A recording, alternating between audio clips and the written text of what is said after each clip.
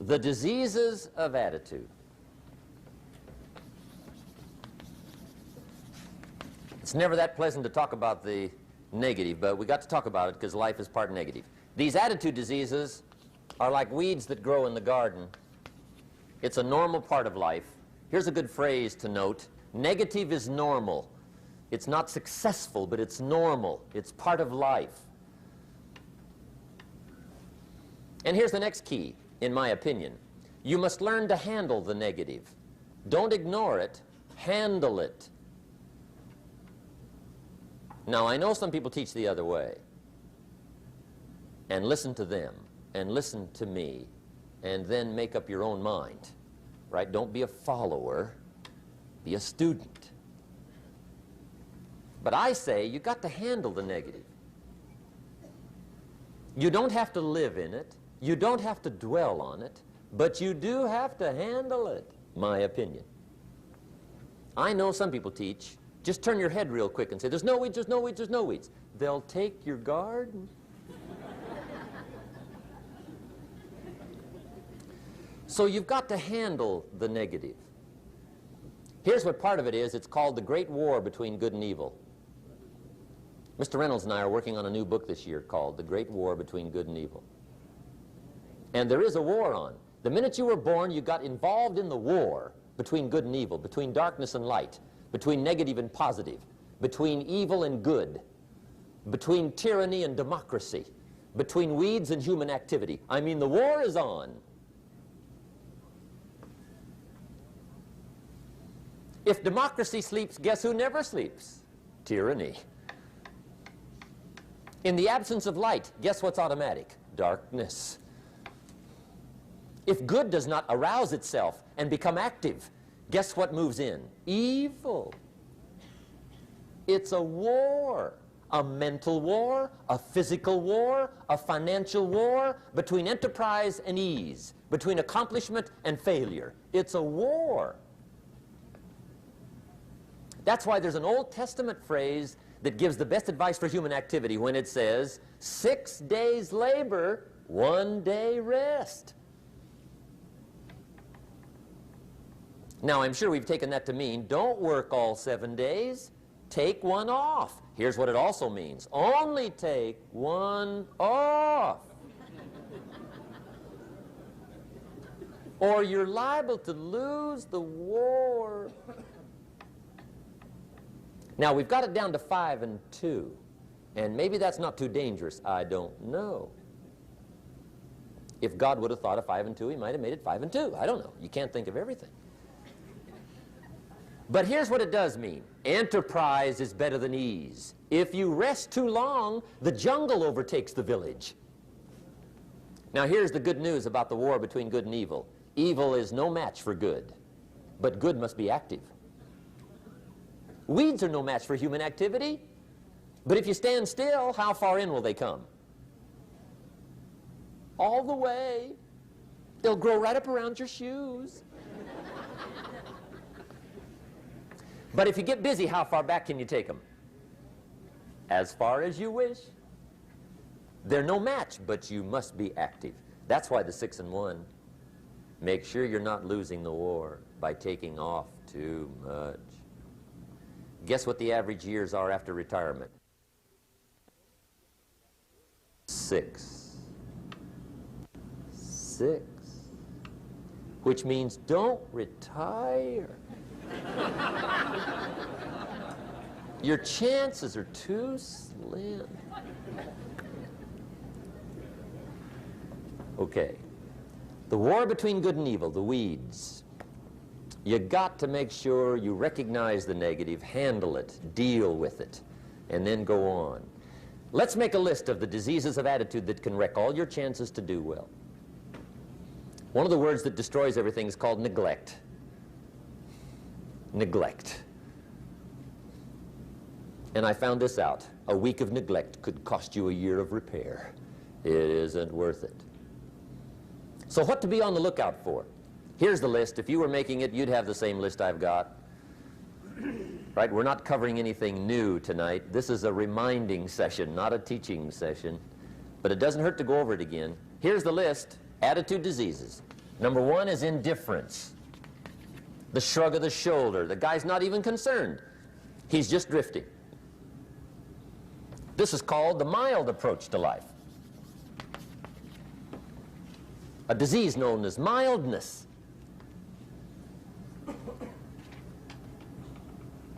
The guy says, well, I can't see getting all that worked up. Well, to be any kind of winner, you got to get worked up. There's one problem with drift. You cannot drift to the top of the mountain. And the good Lord said in the closing chapters of the Bible, here's the best way to live, one way or the other. That's best. Hot or what's next best? Cold is next best to hot. Not the half-baked middle, lukewarm, not too hot, not too cold. What a sad way to live. I think what it means is pick a direction and go with everything you got. Just pick one and go. Somebody says, yeah, but what if it's the wrong direction? You'll find out quicker. It won't take you 25 years to wake up and say, oh no, I've been walking the wrong road. I told my staff the other day, next best to prosperity is adversity. If one doesn't get you, pray for the other. We all do better from one of two reasons, inspiration or desperation. And I don't wish anything bad on you tonight, but if you're not inspired, I hope a wagon comes down your rut. Whatever it takes to get you to try harder, read more, set your goals, and go for it. Somebody asked me one time, what quality would I pick if I wanted to work with somebody? And you know what I picked first? Number one, strong feeling. Please, number one, give me somebody that feels strong. About most anything, I don't even care. Just so they believe it. Even if they disagree with me. Wonderful. Just so they disagree vigorously. I'm not saying it's easy to win those kind of people to your point of view, but I'd rather do that than to try to resurrect people from the dead. Pump them up every month, pump them up, pump them up. I pass. The good Lord needs a leader for the early Christians. Remember the early days of the Christians? Not like today. If you were to stand up in the early days and say, I'm a Christian, cut off your head, toss you and your wife in jail, let you rot. I mean, those were ugly days. Being a Christian back then was not called socially acceptable. They didn't have 125,000 in the Los Angeles Coliseum to hear Billy Graham on a Sunday afternoon. Not back in those days. Back in those days when the Christians got in the Coliseum, it was a different story, right? I mean, the word was, stay out of the Coliseum, especially on Sunday. Last Sunday was Lions 33, Christians nothing. See, those were mean, tough struggle days for the Christians. Now, when the days are mean and tough and struggling, you got to have some kind of leader. Do you know who the good Lord picked for the leader when the days were mean and ugly? Saul. From Tarsus. That's who he picked, Saul. I'll tell you what, I would have picked him. You would have picked him. Anybody would have picked Saul. Saul was one of those incredible guys. Once he got into something, look out. Everybody in the community knew what Saul was in. Because whatever he joined, he'd flip all the switches, open up all the dials, turn on all the faucets, and go like mad. He was known as All-Out Saul. I mean, he was something else. Now, at first, it wasn't working out well. Saul hated Christians, which makes a poor leader, right? I mean, that won't work. Saul got this bug somewhere about the Christians. He got to hating Christians. And he hated them so bad, every time somebody would say Christian, he'd fly into a rage. And I guess he decided one day, it was his mission in life to get rid of all the Christians. He was Saul anyhow, could do most anything he wanted to. So he got him these letters of authority to go around to the various communities and hunt down the Christians. They said, do whatever you want to with them, Saul. They're unpopular anyhow. Drag them in the streets, whip them, stone them, torture them, kill them. You mention the name Saul from Tarsus to the early Christians. I'll tell you what they would do. They would run, hide, lock the doors, leave town, dive underground. I've been in the catacombs of Rome where they hid. He was mean. I mean, terribly mean. But remember the story? One day Saul's making it for Damascus. Heard about some new Christians, flies into a rage, takes off for Damascus. And the story said he was angry. There's a little sentence in the story that says, on his way to Damascus, he was breathing out threatenings and slaughter, which meant he felt rather strong about the idea, right? That's strong. That's strong. But on this journey, right, according to the story, as Saul was making his way to Damascus, the good Lord looks down out of heaven and says, there's my man, Saul. He's got to be something else. And according to the story, this great light shines out of heaven, knocks him flat, right off his horse, grinds his face in the dirt, and blinds him for 3 days. The good Lord using recruiting tools we can't use, but when you're Lord, right? To make a long story short, Saul from Tarsus becomes converted to Christianity. He becomes Paul, the great leader, the apostle. And without a doubt, the good Lord got him a dandy. One he didn't have to pump up every month. In one of his later writings, he said, the things I once hated, I now love. The things I once loved, I now hate. See, that's strong. Here's the key to the good life. Learn to put everything you've got into everything you do. Whatever you are doing, pour it on. It will quickly open up into opportunity or quickly disclose to you that you ought to be doing something else. The delusion is, if I had a better job, I'd really pour it on. See, that's delusion. Wherever you are, pour it on. Don't give somebody half a job for a day's pay. Pour it on. See, that'll help change your life. Get rid of this disease. Here's the next attitude disease, indecision. Mental paralysis. The guy can't make up his mind and it becomes a disease. Pretty soon he knows he's got it. The guy says, well, I know I'm on the fence. But he says, what if I get off on the wrong side? Listen, after a while it doesn't matter. Just get off. Any side will do. A life full of adventure is a life full of many decisions. The ones that turn out to be wrong give you better experience to make better decisions. So don't see how many decisions you can get out of, see how many you can get into. That's where the adventure is. So shake off this disease, indecision. The next one is doubt. Doubt's like a plague. And one of the worst is self-doubt. There are many, but that's one of the worst. The guy doubts himself. Doubts if it'll last that long for him. Doubts if he can do that well. Doubts if he can make that much. Doubts if he can accomplish all that. A chronic, excellent self-doubter. You can imagine what damage that does to your future. So here's the key. Turn this coin over and become a believer. And there's many things to believe in. One of the majors is yourself. The understanding of self-worth is the beginning of progress. Now, if those three don't get you, this one will. Worry. That's a devastating disease. Worry. Worry causes health problems, social problems, personal problems, family problems. It's devastating. Worry long enough, it'll drop you to your knees. Could reduce you to begging. I know how bad this one is. I used to have it bad. I used to be known as a super worrier. Not a super warrior. No, super worrier. My family wished I'd have been a warrior. I got those years to make up for. But I'll tell you what. My advice to you is do what I finally did on worry. Give it up. Who needs it? I'm not saying it's easy. I'm saying it's worth it.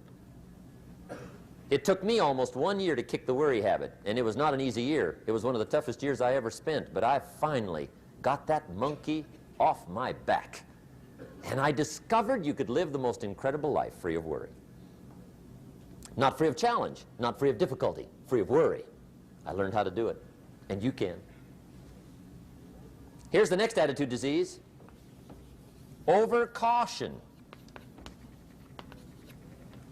Some people never will have much. They're too cautious. Now, you can also be too reckless, but you can also be too cautious. This is called the timid approach to life. And my caution was always the risk. Risk used to drive me right up the wall. I used to say, what if this happens? It's called the language of the poor. What if this happens? And on top of that, if this was to happen, look at the fix I'd be in. I better not try. I could always ace myself out. Then I'll tell you what changed my whole life when I finally discovered it's all risky. The minute you were born, it got risky. If you think trying is risky, wait till they hand you the bill for not trying. If you think investing is risky, wait till you get the tab for not investing. See, it's all risky. Getting married is risky. Having children is risky. Going into business is risky. Investing your money is risky. It's all risky. I'll tell you how risky life is. You're not going to get out alive. That's risky. The Englishman says, well, if that's the way it's going to work out, let's give it a go. Right, that's what it's for. Give it a go. Somebody says, yeah, but I'm looking for safety and security. Fine, then huddle in a corner. We'll cover you with a sheet, bring you 3 meals a day. And we'll protect you, feed you, look after you, care for you. We won't let anything happen to you, and you'll probably live to be 100. The guy said, well, yeah, I'd live to be 100. But what a way to live. Right. What a way to live, safe and secure. Don't ask for security. Ask for adventure. Better to live 30 years full of adventure than 100 years safe in the corner. And see, it's not important how long you live. What's important is how you live. Here's the next attitude disease. We're almost through with this motley list. In fact, we're almost through. Hang on. The next one is pessimism. Pessimism, the deadly disease of always looking on the bad side, the problem side, the difficult side, checking all the reasons why it can't be done. The poor pessimist leads an ugly life. He doesn't try to figure out what's right. He tries to figure out what's wrong.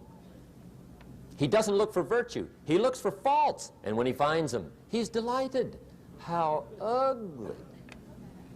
This is the poor guy who looks through the window, doesn't see the sunset. He sees the specks on the window.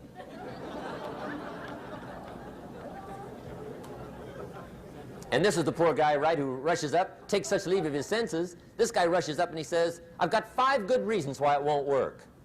He's so dumb he doesn't know all he needs 1. He's got 5.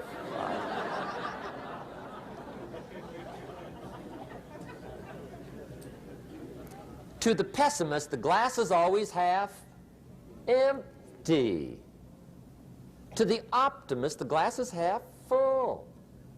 Why would the same measure affect people 2 different ways? Answer, it all depends on how you look at it.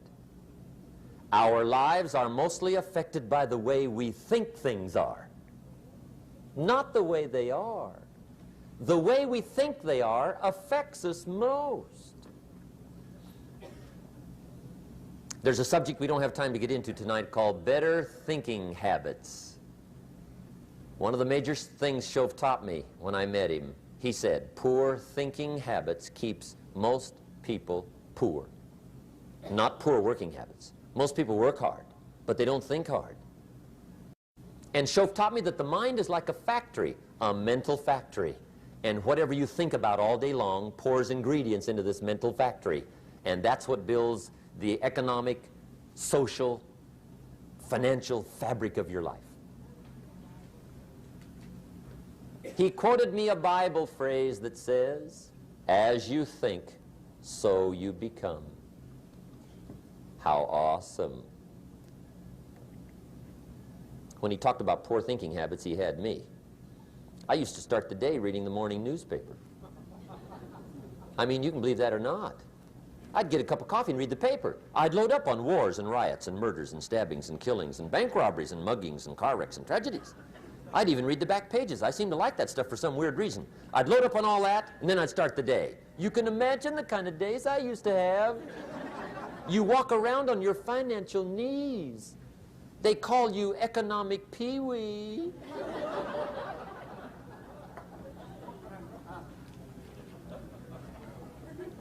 The guy says, I want to be a great leader.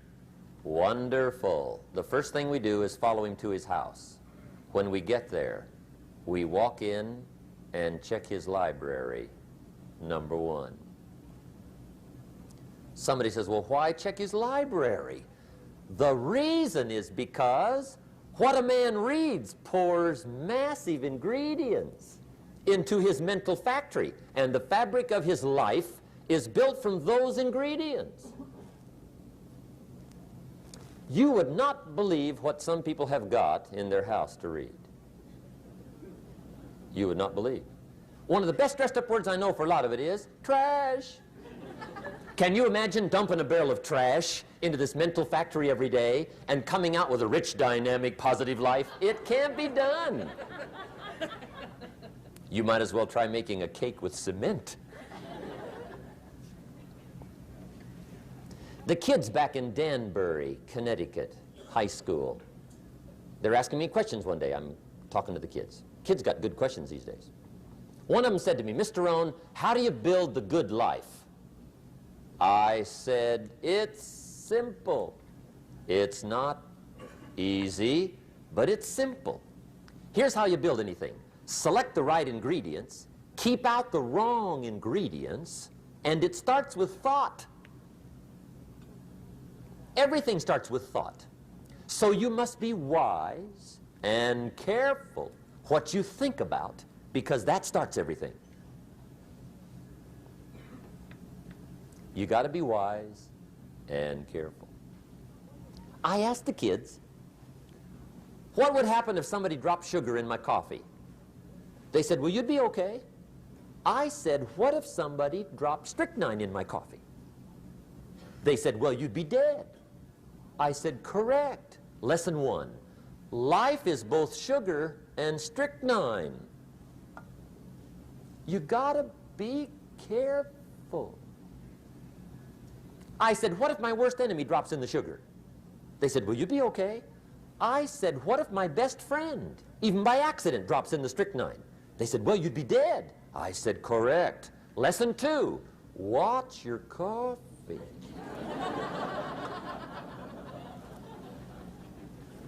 You got to be careful. See, it doesn't matter who hands you the bad stuff. It doesn't matter where you get the bad stuff. It'll still do its damage on your bank account, wherever you get it. Mr. Schoaf gave me one of the greatest phrases when I first met him when he said, Jim, every day stand guard at the door of your mind. How important. Stand guard at the door of your mind. And you decide what goes into your mental factory. Don't let anybody just dump anything they want to in your mental factory, because you've got to live with the results. Okay, here's the last disease, and we're through with this list. In fact, we're almost through. Hang on. The last subject is very brief. The last disease, but this one is deadly. Engage in this one, indulge in it even slightly, and you might as well forget the future, because it's going to forget you. Complaining, crying, whining, griping, a Bible word called murmuring. See, that'll ace your future. Spend 5 minutes complaining, and you have wasted 5. And you may have begun what's known as economic cancer of the bone. Surely they will soon haul you off into a financial desert and there let you choke on the dust of your own regret. I hope I said that well, so you won't forget. It's a deadly disease. If you don't think it's bad, ask the children of Israel of Old Testament fame. Typical of us all, their story just happened to get in the book. Story says, children of Israel were slaves. God performed a series of dazzling miracles and got them out. And now they're heading for the promised land. Remember the story? Heading for the promised land. Tragedy of the story, they never got there. Reason. From day one, they started to complain. They griped about the water. They griped about the weather. They whined and cried and griped about the food. They griped about the leadership.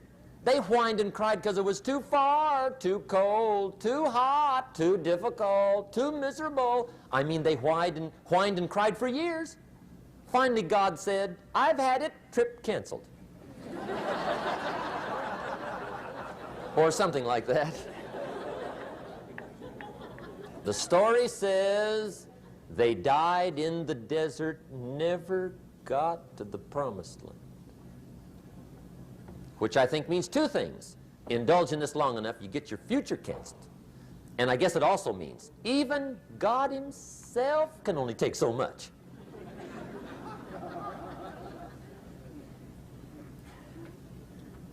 Okay. Just be on the lookout of the things that can destroy all the good you start. The war is on. And this evening, tomorrow, mentally, personally, socially, economically, you got to make sure you're winning the war. And this is part of it.